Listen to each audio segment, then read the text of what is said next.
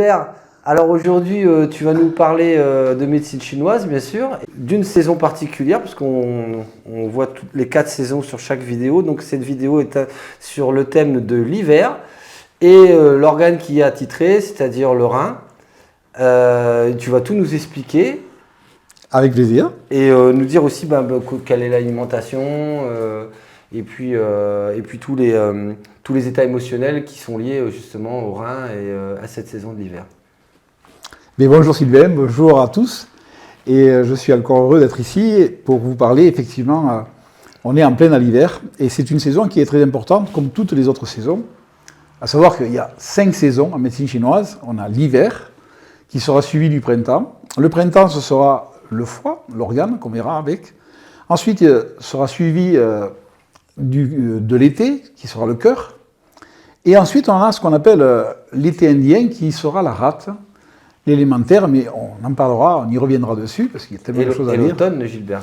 Ensuite, nous avons l'automne, et l'automne qui sera le poumon. En revenant au rein... Ah oui, tu as vu, j'ai fait l'erreur, parce que moi, tu as mis l'été indien après l'été, et en fait, c'était l'automne qui était après, en fait. Oui. Parce qu'on compte l'été indien dans l'été. Ouais. Ouais. Okay. C'est-à-dire, c'est le premier été, il est de juin à juillet, et le deuxième été est de juillet à fin août. Ensuite va rentrer l'automne, et ensuite arrivera l'hiver. Pour info, pour la médecine chinoise, lorsqu'on dit, en France, nous on dit, là, ça y est, 25 décembre, c'est l'hiver. En fait, l'hiver, pour les Chinois, le 25 décembre, c'est le solstice d'hiver, c'est-à-dire que l'hiver est à son zénith. L'hiver a commencé déjà. Et à partir du 25 décembre, effectivement, l'hiver va redescendre vers le printemps pour se préparer, et ce sera déjà là, à partir de ce 25 décembre, la mi-janvier, on va commencer à préparer déjà le printemps. Donc on y reviendra plus tard, puisqu'on va faire les 4 saisons. Et on va voir que le rein, pourquoi on commence par le rein? Parce que on dit que le rein, à la base, en médecine chinoise, c'est celui qui thésaurise l'énergie originelle. C'est-à-dire, il thésaurise le jing des reins, qui est l'essence des parents, l'essence ancestrale, et il va additionner à ça l'essence acquise par la production des aliments, la transformation des aliments, et mélangée à l'air qui va donner le sang, va donner ce qu'on appelle l'énergie acquise. Donc on a besoin des deux. Pourquoi? Parce qu'à la base, lorsqu'on a voulu créer la vie, eh bien, il a fallu 2 êtres. Un être plutôt yin, la femme, et un être plutôt yang, l'homme. Alors pour vous donner une autre image, plus simple et plus facile, je vais me baser sur le nom du rein en chinois. Je ne vous parlerai pas beaucoup de chinois, parce que ce serait que du chinois pour vous. Mais le mot du rein en chinois s'appelle le shen, S-H-E-N. Mais dans la phonétique, shen, ça me fait penser à quelque chose. Ça me fait penser à un arbre que vous connaissez tous, le fameux chêne. Ce chêne a un fruit qui s'appelle le gland. Et le gland, lorsqu'il va tomber et qu'il va pénétrer dans la terre, il va se fertiliser et il va commencer à se séparer en deux, si vous le déterrez, il se sépare en deux et va donner un germe unique qui donnera un futur arbre. Et que si on regarde ce gland qui s'est séparé en deux, c'est bien la forme de nos reins. Et si on va vraiment à l'origine du couple, l'homme détient bien en lui un gland qui va pénétrer la mère nourricière, qui normalement est la terre, la maman, qui elle va fertiliser ce gland, la semence du gland, et qui va donner effectivement la naissance. Et ce qui est drôle, c'est que les tomates aussi ressemblent au rein. La tomate, lorsqu'on la coupe, oui. Mais dans sa globalité, elle ne ressemble pas au rein. Mais est-ce qu'elle est bonne pour les reins? Non, la tomate, elle sera plus, comme elle est acide, elle ira plus vers le foie. Ah, mais aussi, avec le cœur, puisque nous avons la tomate, la variété, le cœur de bœuf. Et effectivement, forme du cœur. Et on verra effectivement, Sylvain, quand on explique pour l'été, la nature des aliments, c'est-à-dire la nature, est-ce que c'est chaud, est-ce que c'est froid, est-ce que c'est humide, est-ce que c'est sec? Donc c'est lié aux saisons alors? C'est lié aux saisons, bien sûr. Si on peut y revenir tout à l'heure, mais dans l'hiver, on aura besoin de produits qui nous réchauffent. Parce que l'hiver est froid et nous fait déjà dépenser beaucoup d'énergie. Donc si je mange froid, je vais léser l'énergie des reins. Ah, tu veux dire que manger froid en hiver, c'est pas forcément ce qui est conseillé en médecine chinoise? C'est surtout pas. D'accord. Voilà. D'autant plus que le rein, puisque c'est l'énergie originelle, il va contribuer à fournir à tous les organes et à tous les entrailles de notre corps un complément d'énergie pour les aider à travailler mieux. Mais si lui, à la base, il est fragilisé, et comment il peut être fragilisé? Deux situations peuvent se présenter à nous. Le papa et la maman, au moment de la conception, sont en super forme, mais une grande forme. Il va dire que leur capital va donner une grande bougie. Le corps de la bougie, c'est une partie de la maman et une partie du papa. La flamme, c'est la flamme de vie. D'accord? C'est l'amour. Hein, quand on dit « je vois la flamme de ton amour dans tes yeux », oui, effectivement, il y a de la vie. Et d'ailleurs, si on faisait une petite parenthèse par rapport à la vie, pour qu'il y ait la vie sur une planète, il faut qu'il y ait de l'eau et du soleil. Le rein représente les liquides, l'eau.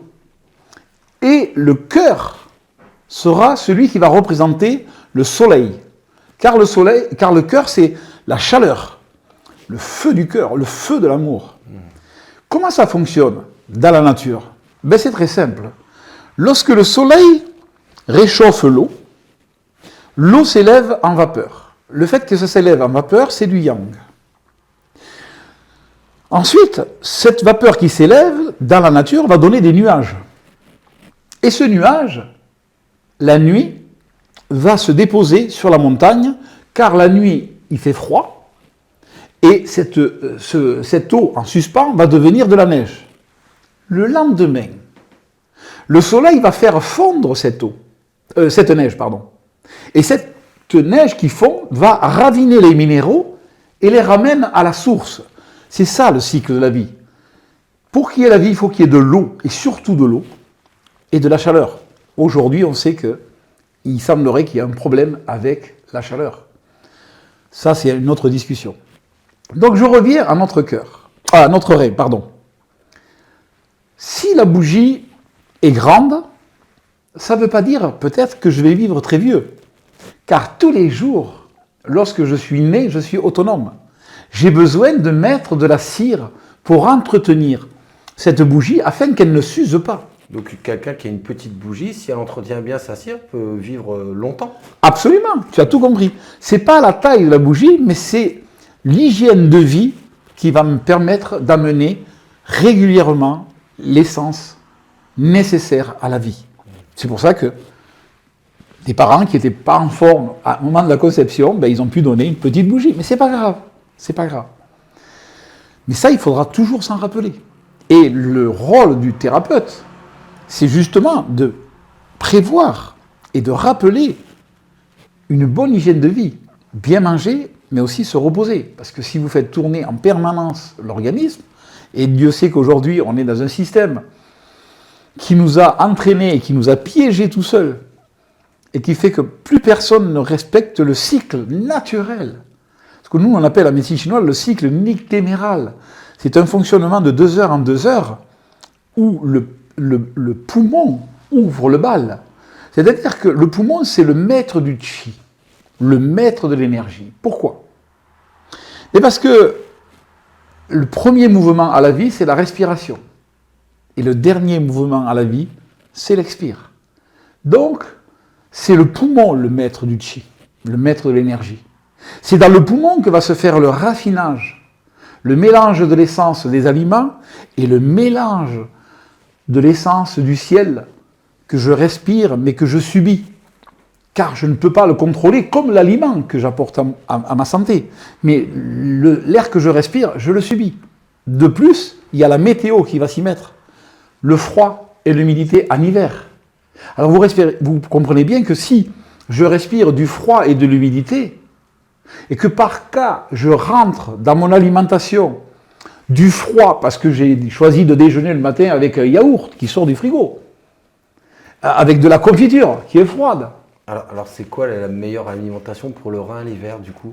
Alors, pour l'hiver, mais surtout après, tous les jours. Éviter, Voilà, comme ouais. disais, là. Mais avant d'arriver à l'alimentation du rein, c'est l'alimentation qui va produire le sang et elle va être bonne pour tout le monde. On va y revenir, attention, on va y revenir. C'est toujours la base, le sang en fait. Le facteur commun à tous les déséquilibres du corps, c'est l'essence principale, le sang. Et le sang, nous en sommes responsables dans sa propre production. On ne peut pas faire autrement que produire notre propre sang. Plus le sang est de qualité. En médecine chinoise, on dit le sang nourrit l'énergie, le qi, pour que le qi, qui a la fonction de réchauffement, puisse réchauffer le sang, afin que ce sang devienne plus fluide et puisse transporter l'énergie dans tout le corps, comme ça réchauffe tout le corps, et en même temps, le sang va nourrir toutes les fonctions. Mais s'il n'y a pas de sang, il n'y aura pas d'énergie, et donc il y aura problème de santé. Il y aura le corps, les pieds froids, les mains froides. On n'aura que des problèmes. Donc, d'où l'intérêt d'entretenir tous les organes, et surtout le rein, comme le poumon, comme le cœur, comme le foie, comme la rate. Et donc là, en revenant au rein, il faut savoir qu'il est responsable, le rein, de la croissance. Donc, si l'enfant, à la base de la naissance, on ne l'aide pas dans la nutrition, et la meilleure des nutritions, ça va être l'allaitement. Ah, je pensais que c'était les sodas, moi. Ah, à l'époque, il y a 4000 ans, il n'y avait pas de soda, heureusement. Parce que sinon, peut-être qu'aujourd'hui, on n'existerait plus. Car le soda, effectivement, c'est ce qu'il y a, surtout ne pas consommer.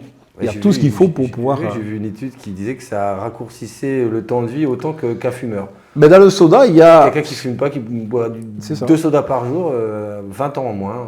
Oui. Mais c'est surtout que souvent, il est prouvé, les scientifiques l'ont dit, dans le soda, il y a de l'aspartame, où il y a des glucoses. C'est des neurotoxines. Ça veut dire qu'ils rentrent dans la composition du sang, et obligatoirement, ils vont arriver au cerveau et vont détruire plus vite vos neurones. Donc déjà, pas bon. Je reviens au fait que ce rein, s'il est responsable de la croissance, on verra que si l'alimentation est faite à la base par l'allaitement, d'ailleurs, dans les textes religieux chrétiens et musulmans, il est bien marqué que la maman doit allaiter l'enfant. Pourquoi allaiter l'enfant? Parce que lorsque la maman est enceinte, elle va alimenter le cordon ombilical. Par un cordon ombilical, elle va alimenter le développement d'un enfant. Mais ce sang, il vient du cœur, mais le cœur le reçoit de la distillation et surtout du raffinage qui se fait dans le poumon, par l'essence pure des aliments que j'ai extraits, qui va se mélanger à l'essence des aliments que je respire. Ça va faire du froid humide avec quelque chose de chaud, une essence chaude, donc ça va donner une condensation qui va redonner un liquide blanc, et qui, ce liquide blanc, quand il est envoyé au cœur, seul le cœur lui donne la couleur rouge pour la traçabilité. Mais lorsque la maman a accouché et qu'on a coupé le cordon ombilical, la nature a bien fait les choses, puisque la zone de raffinage est dans le poumon, qu'on en distille le liquide blanc, et donc de ce côté-là, ce liquide blanc, au lieu d'envoyer tout au cœur, on va l'envoyer au distributeur. C'est le lait maternel. Le lait maternel, c'est du sang de couleur blanche. Et là, on ne fait pas semblant. Donc le rein, lui, de ce sang, va pouvoir nourrir, il est responsable, il gouverne les os et les moelles, le cerveau, la moelle osseuse. Et la moelle osseuse, elle va nourrir, elle va être la base de la production du sang. Donc vous prenez quelqu'un qui est malheureusement dans une période d'anorexie. Il ne mange pas. Donc s'il ne mange pas, il ne produit pas de sang. S'il ne produit pas de sang, il va puiser dans les réserves des reins. Il va puiser dans cette fameuse bougie. Il ne met plus... Alors qu'est-ce que fait le corps? Le corps, il dit, oula, il va falloir économiser. Et surtout économiser. Donc, on ne nourrit plus les cheveux. Les cheveux tombent. Il ne mange plus. on ne nourrit plus les dents, car il faut savoir que les dents sont le surplus osseux. On va nourrir d'abord, dans la chaîne de nutrition dans le corps, les moelles, le cerveau, donc le cerveau c'est la mère des moelles, les os, les cartilages, ensuite les organes, les entrailles, ensuite les muscles, et s'il en reste, les articulations. C'est pour ça qu'aujourd'hui, les gens ne produisent pas assez de sang par rapport à ce qu'ils dépensent. Et qu'aujourd'hui, les tendons et les ligaments sont mal nourris. Et on entend toujours les gens qui disent « Ah, j'ai mal aux articulations. Ah, la coiffe au niveau de l'épaule, ça a lâché, il faut que m'opère. » Oui, on va faire de la réparation. On va refaire de la mécanique. Mais si dans la mécanique, vous ne mettez pas l'huile pour nourrir la mécanique, ça ne va pas marcher. Mais ça, personne ne peut le deviner s'il n'est pas dans le métier. Mais c'est le devoir de chaque médecin. Alors c'est quoi l'alimentation pour les reins, pour qu'ils soient en bonne santé et que le sang soit aussi justement favorisé à améliorer la fonction de cet organe? Tout à fait, on y vient. Le rein, déjà, il a une saveur qu'il adore. Et c'est le sel. C'est pour ça qu'il y a des gens qui ont souvent envie de saler. L'erreur que fait beaucoup d'occidentaux, c'est de mettre du sel dans une cuisson. Dans la cuisson, le sel va se diviser en 3 couches, mais aucune de ces 3 couches n'ira nourrir le rein.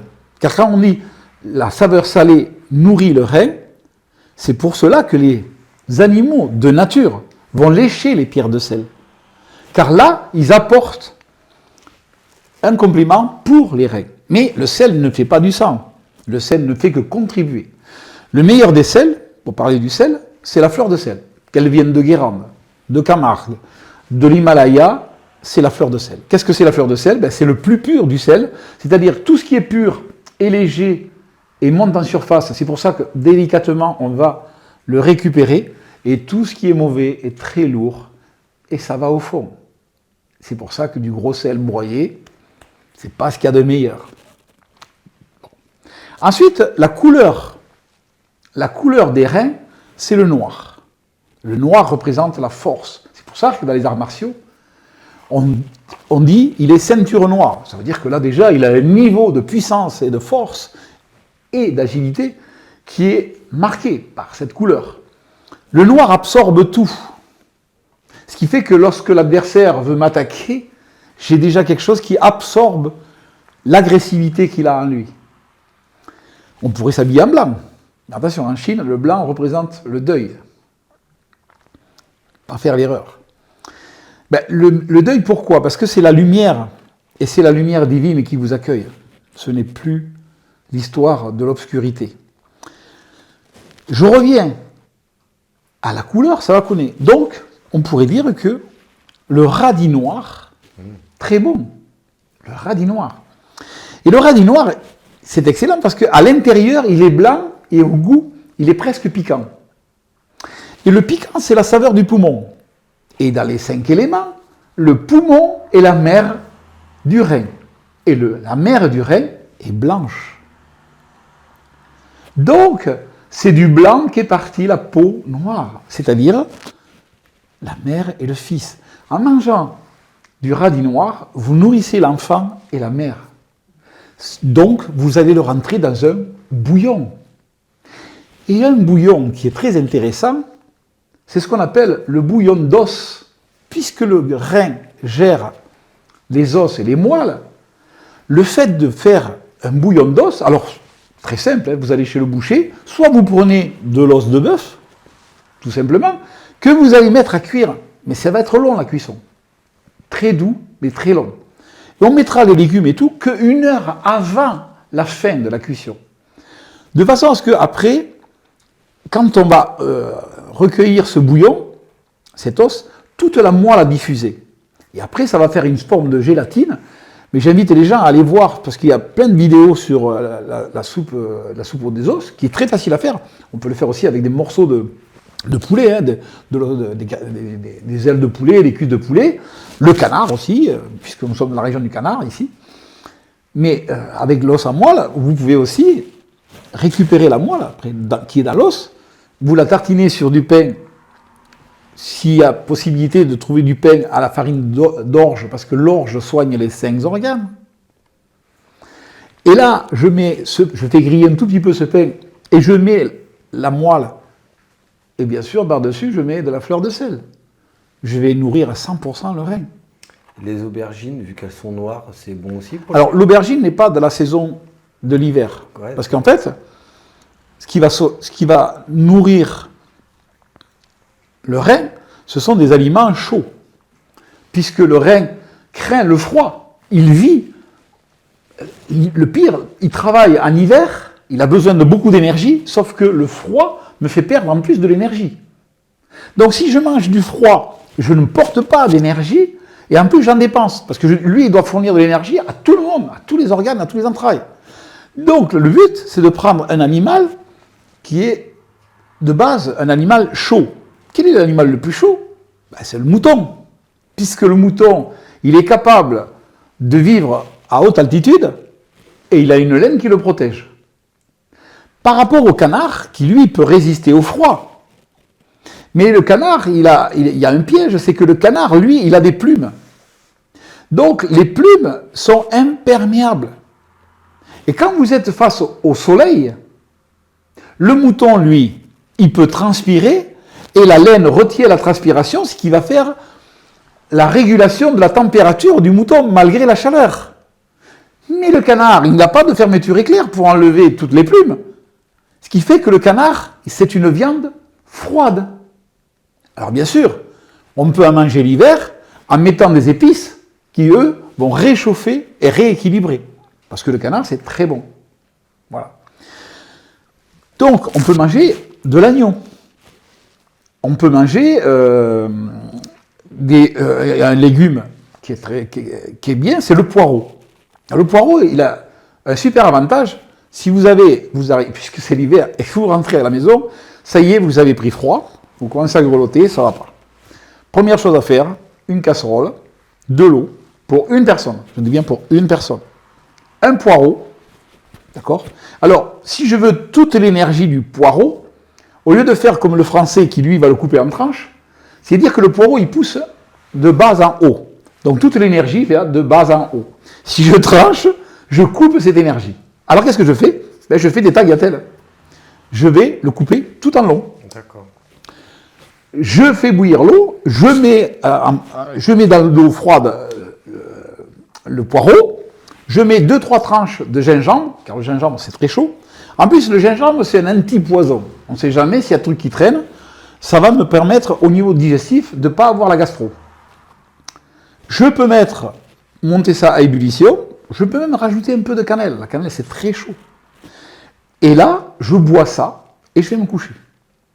Le lendemain, je vais sûrement beaucoup transpirer, mais dans la nuit, mais le lendemain, ça ira beaucoup, beaucoup mieux. Alors, si j'ai la chance d'avoir à la maison, parce que je les ai trouvés dans une marché aux puces, ou dans le grenier. Avec une petite poignée de fleurs de sel. Ah, bien sûr. Mais si j'ai aussi la chance d'avoir trouvé des ventouses, je peux, avant de prendre la soupe, me faire poser les ventouses, car le froid vous agresse, on dit que le pervers vous apprend toujours par derrière. C'est normal. Si vous avez le froid en face de vous, le réflexe, vous remontez et vous tournez le dos. Et en fait, le froid, il commence à taper. Et là, déjà, quand vous avez pris froid, c'est pour ça que l'hiver, si vous êtes sous la pluie, vous rentrez à la maison, la première des choses, c'est vous sécher. Ne gardez jamais un habit froid et humide sur vous. Même si vous avez l'impression de vous réchauffer. Non. Il faut de suite enlever, bien se frotter, très fort. Frotter, ça va dire réchauffer. Safa en chinois. Et chauffer, ça va remettre en circulation. Et après, vous mettez un autre vêtement. Si vous n'en avez pas, vous prenez une couverture, mais chaud. Pas garder le froid sur soi parce que c'est foutu. Plus le froid est là, plus il va pénétrer. Donc, si je comprends, l'activité physique aussi est conseillée pour le rein en hiver. Oui. Tout ce qui réchauffe, en fait. Tout ce qui réchauffe. Maintenant, si je n'ai pas d'activité ou c'est le soir, là, taper, frotter, quelqu'un vous frotte, c'est remettre l'énergie en vous. Mais effectivement, l'activité, quelqu'un qui a une activité, mais seulement l'hiver, vous avez des gens qui travaillent au froid. les horticulteurs pour préparer le réveillon, les huîtres. Ils ont les pieds dans l'eau froide, les mains dans l'eau froide, et respirent du froid et de l'humidité. Ces gens-là, s'ils n'ont pas une bonne hygiène alimentaire, ils ne tiennent pas. Et d'ailleurs, ils ont du mal à trouver du personnel momentané parce que ce sont des gens qui n'ont pas la chance de pouvoir avoir du travail tout le temps et qui sont toujours à la recherche d'un travail, mais ils n'ont pas les moyens aussi de bien manger. Ils commencent ce travail, ils tiennent 2-3 jours et puis ils tombent. Parce que, effectivement, c'est un manque de chance. Maintenant, si on s'y prépare, il n'y a aucun problème. Aucun problème. Et toujours pareil, les reins. Parce que ces douleurs des reins, et dès qu'on commence à avoir mal dans le rein, il faut bien veiller à mettre une bouillotte dans le dos. Se faire frotter très fort dans le dos, dans les lombes, c'est très très bon. Et les ventouses aussi. Les ventouses, puisque le pervers nous prend par derrière, mais nous, la ventouse va venir prendre aussi le pervers par derrière. Et si on commence à pénétrer, en fonction de la vitesse de pénétration, soit on va lui faire enlever avec la ventouse, et pour être sûr qu'il n'en reste pas, en buvant la soupe très chaude, on va transpirer. Donc la transpiration, c'est du chaud qui va partir vers l'extérieur, et donc en chemin, elle rencontre le froid que je n'ai pas pu attraper avec les ventouses.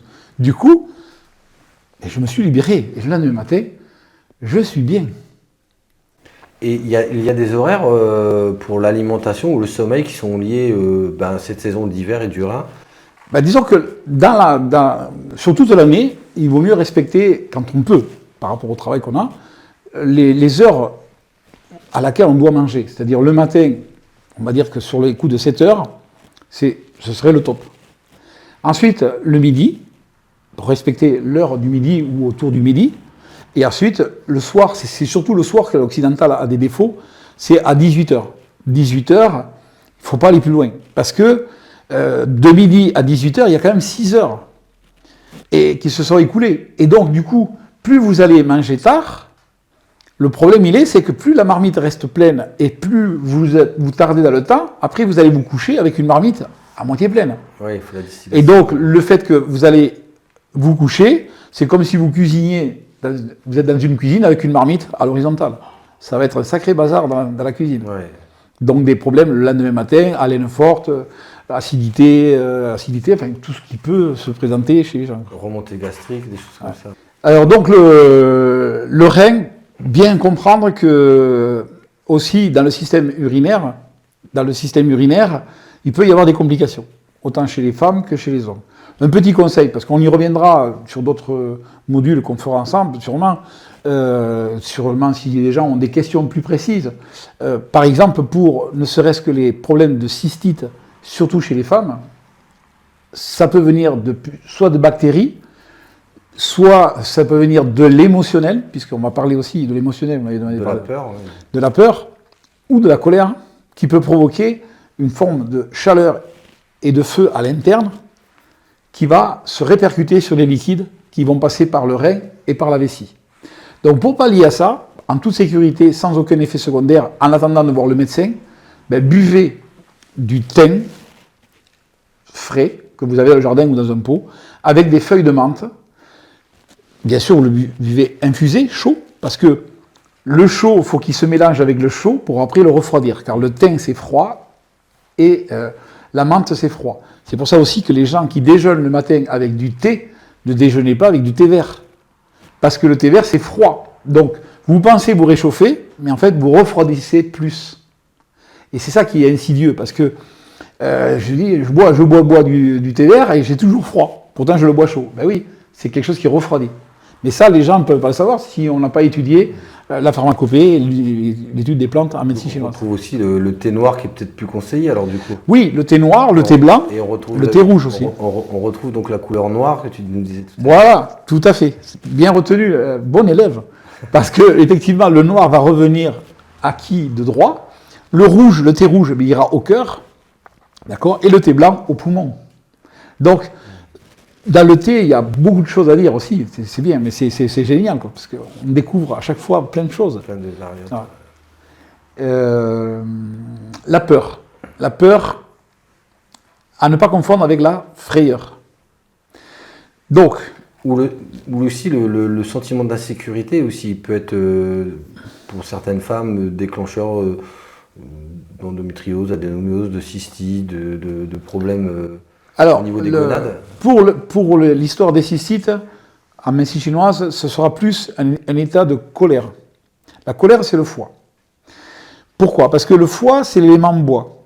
Le bois va augmenter le feu du cœur. Mais le cœur est associé à l'intestin grêle. Donc, si le feu augmente dans le cœur, comme ils sont associés les deux, il va transmettre le feu. Sauf que l'intestin grêle, il faut savoir que dans la deuxième digestion, parce que la première digestion, ça va être l'estomac, même si on pourrait dire que la première digestion, c'est dans la bouche, ensuite, une deuxième digestion dans l'estomac et une troisième digestion dans l'intestin grêle. Mais l'intestin grêle, le travail qu'il va faire par rapport à l'estomac, il transforme, il lui faut de la chaleur, donc le rein lui envoie du yang, enfin du yuan qi, on dit, du yuan yang plutôt, et il va augmenter sa capacité à chauffer pour pouvoir transformer. Par contre, il va transformer des solides et des liquides troubles, comme on dit troubles.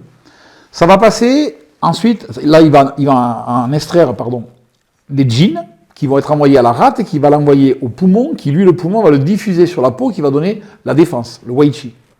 Ensuite, on va faire suivre à l'intestin grêle. Et l'intestin grêle, lui, va réceptionner toujours des solides et des liquides troubles. Il va encore les sélectionner, les transformer, pour donner les yé. Les yé, eux, sont plus des liquides plus épais, on va dire. Ce sont les liquides qui vont aller dans vos articulations, lubrifier et tout ce qui va lubrifier dans le corps. Donc là, ça, quand il a fait, il l'envoie à la rate, qui, elle, l'envoie au poumon, et ainsi de suite. Par contre, il va avoir une autre fonction. Il va devoir, maintenant qu'il a fini de faire la transformation, il va éliminer les solides troubles, il va envoyer tout ce qui est solide impur au gros intestin, de façon à ce qu'il l'évacue. Mais, dans les liquides, il va encore faire une autre sélection.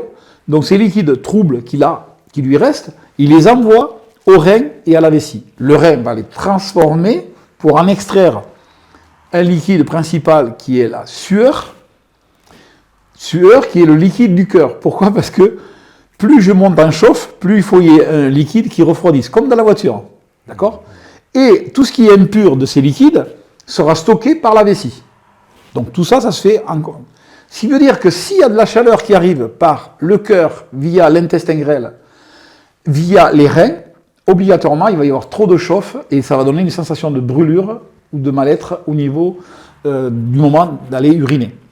Et c'est à ce moment-là qu'on va déjà envoyer dans le circuit quelque chose qui refroidit, donc le thym et la menthe, mais en plus le thym est antibactérien. C'est ça qui est intéressant. Et le seul moment où on saura si c'est un problème émotionnel ou un problème bactérien, c'est quand on fera l'analyse d'urine, la personne fait une cystite, mais elle n'a aucune bactérie dans les urines. Donc là, c'est vraiment émotionnel.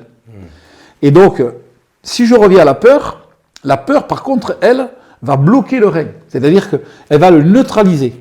C'est pour ça que lorsque on fait peur à un enfant, comme le rein gère l'ouverture et la fermeture de l'urètre et du sphincter, l'enfant se fait pipi dessus. Et chez les adultes, on dit, excusez-moi l'expression, mais je me suis chié dessus. Oui, il s'est fait déféquer. Il a eu tellement peur que le rein, momentanément, est bloqué. Et quand on est en sidération, le rein aussi a une action sur la sidération, quand la personne est complètement en sidération par rapport à sa peur, elle est complètement en mode reptilien. Oui, alors il y a le moment, il y a la peur et je suis effrayé, je suis bloqué, effrayé. Effrayé, c'est le cœur.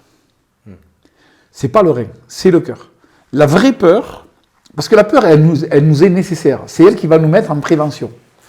Il faut de la peur, mais il ne faut pas trop de peur. Si on met trop les gens en peur, ils vont s'affaiblir. D'autant plus que le rein, c'est lui qui humidifie le poumon et c'est lui qui ancre le chi de l'air. Ça veut dire quoi? Ça veut dire que quand un poumon envoie l'air vers le bas pour respirer, il faut que quelqu'un réceptionne cet air. Mais l'air est très futile. Donc le rein doit saisir l'énergie de l'air le temps que le poumon change son mouvement et puisse expulser l'air. Le problème, c'est que si on prend les cas en France des gens qui font de l'asthme, il peut y avoir deux types d'asthme pour la médecine chinoise. Pour la médecine occidentale, il n'y en a qu'un. Mais ils ne savent pas expliquer pourquoi, dans certains cas de traitement de l'asthme s'aggrave. On a pu constater, nous, que si la personne reçoit un traitement avec des corticoïdes, le corticoïde va affaiblir le rein. Ce qui veut dire que s'il y a de l'asthme, on l'inspire, on va affaiblir le rein, donc il ne pourra pas saisir l'air, et obligatoirement, il y aura de l'asthme. Les vraies crises d'asthme, les vraies, que la médecine chinoise considère comme la crise d'asthme, et on va se pencher dessus, auront lieu la nuit, entre 3h et 5h du matin. C'est l'heure à laquelle travaille le poumon. Si ça se passe dans la journée, il y a un autre problème, et surtout si ça se passe en fin d'après-midi, qui est l'heure à laquelle le rein va travailler, entre 17h et 19h. Et souvent, on pourra vraiment faire la corrélation. Ce que gère aussi les reins, quand vous avez des reins très forts, c'est la volonté. Et prenez quelqu'un qui est en difficulté, face à une situation peut-être financière. Dans l'expression, par exemple, elle veut acheter quelque chose, ou elle est dans le litige d'acheter quelque chose, il faut qu'elle vende quelque chose, eh bien, elle peut avoir des problèmes au niveau des douleurs des reins, mais pas des muscles, mais des reins par elle-même, parce que, inconsciemment, l'expression est « je n'ai pas les reins pour supporter ça ».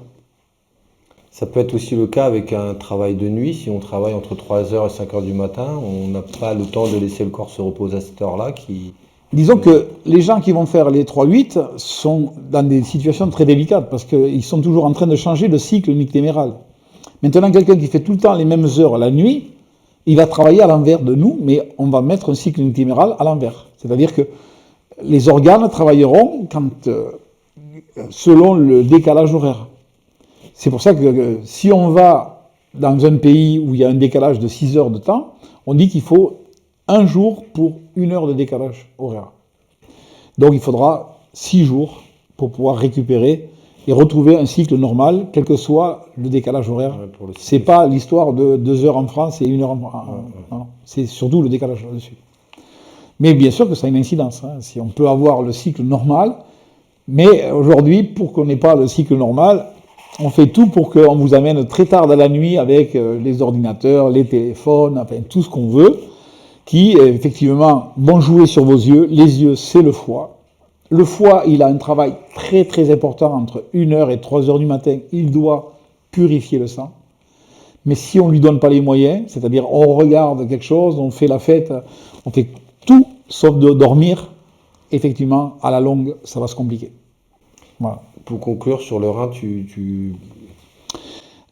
pour conclure sur le rein, c'est que on fait beaucoup de maladresse dans la nutrition, et surtout on nous explique pas assez que les reins, c'est le siège ancestral, c'est le siège de l'énergie originelle. Donc, si on mange correctement et surtout chaud et tout le temps, parce que le fait d'avoir de l'avance sur le chaud, sans que ça brûle, le rein, lui, il va s'y retrouver. Et surtout, pensez à manger quelque chose qui va apporter pour le rein, les moelles, tout ce qui est le poireau, les légumes et tout, et surtout, éviter le froid. C'est le froid qui altère la qualité du rein.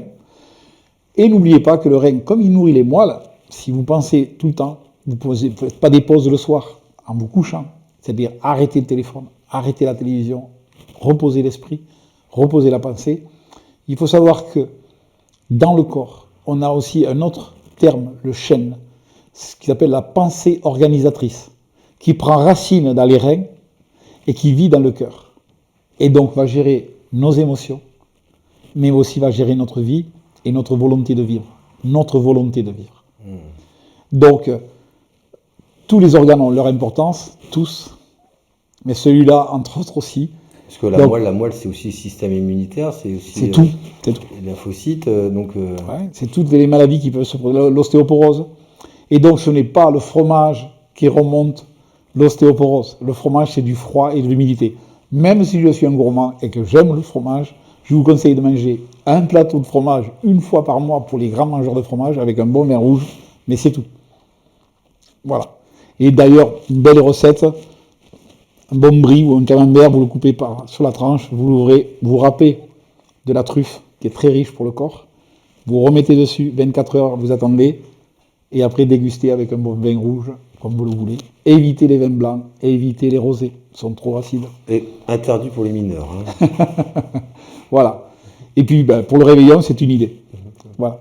C'est une excellente idée, ça a l'air très très savoureux et appétissant. Merci de nous transmettre en plus tes petites recettes personnelles.